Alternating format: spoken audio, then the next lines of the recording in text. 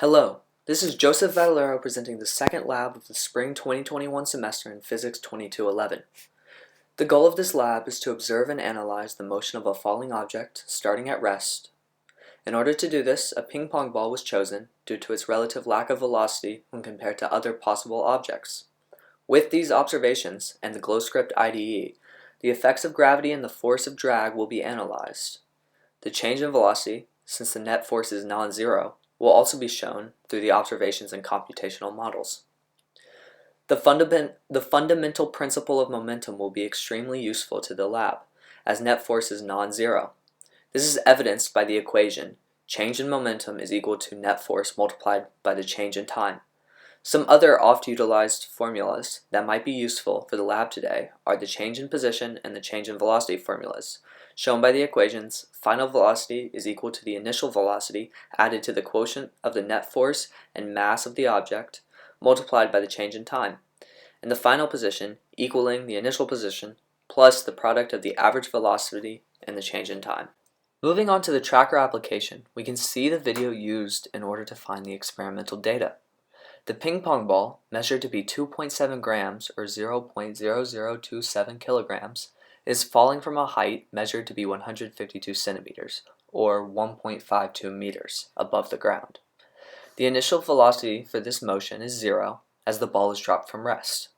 The chosen frames were from frame 15 to frame 32, as this is the time between dropping the ping pong ball and it hitting the floor.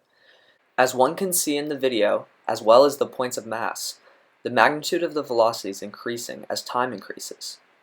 Another noteworthy aspect is the graph of the position on the y-axis versus time, shown on the right. A graph where the slope flattens as time increases is expected, so our data in this particular tracker application makes sense for the conditions of the experiment. The first computational model that we will create for this lab is to show the motion of the object with only the effect of gravity, meaning that we will be neglecting the drag force. First, we must change the mass to be 0.0027, which we measured earlier. We must also input our initial conditions, position, and velocity. The initial position was taken from tracker, while the initial velocity is 0 due to the object starting from rest, as we discussed earlier. We must also make sure that our delta t is sufficiently small to get good data. In this case, 0.001 is absolutely sufficient. The magnitude of the acceleration due to gravity on Earth is universally known as 9.8 meters per second, which is declared in the code. We currently do not need a proportionality constant for drag force, since we are neglecting drag force at the moment. Our final time for tracker was 0.567 seconds, so we put that in the while loop for this program. We also calculated net force by calculating the only component that we want to contribute to it for this model, which is the weight force, measured as the negative mass times gravity times the unit vector j hat, which points in the positive y direction.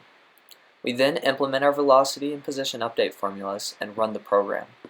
As we can see, the motion and graph look similar to what we saw in tracker, but not the exact same. The second computational model that needs to be created for this lab predicts the motion of the ball while not neglecting drag force. We accounted for the drag force in this computational model by doing two things. The first is to change the net force formula to include the drag force component. We do this by adding the weight force and the drag force together. We also need a proportionality constant for this drag force, which I estimated to be 0.001 by running the program multiple times until the final position predicted by the program was similar to that observed in tracker. In this case, y is equal to negative 1.5 meters. As we can see by running the program, the graph and motion look more similar to what we saw in the video compared to when we neglected drag force.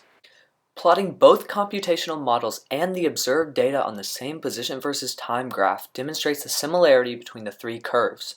We can see that the computational model that included drag force was closer to the actual observed data than the one with just gravity.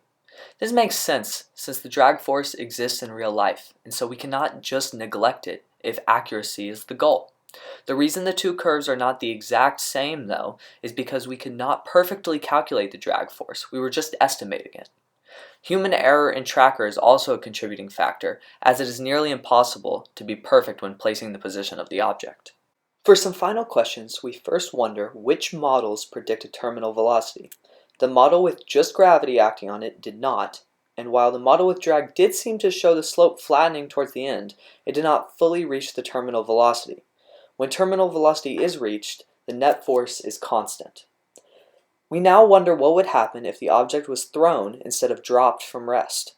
The terminal velocity in either case would be the exact same, but the object that is thrown would reach terminal velocity much quicker than when dropped from rest.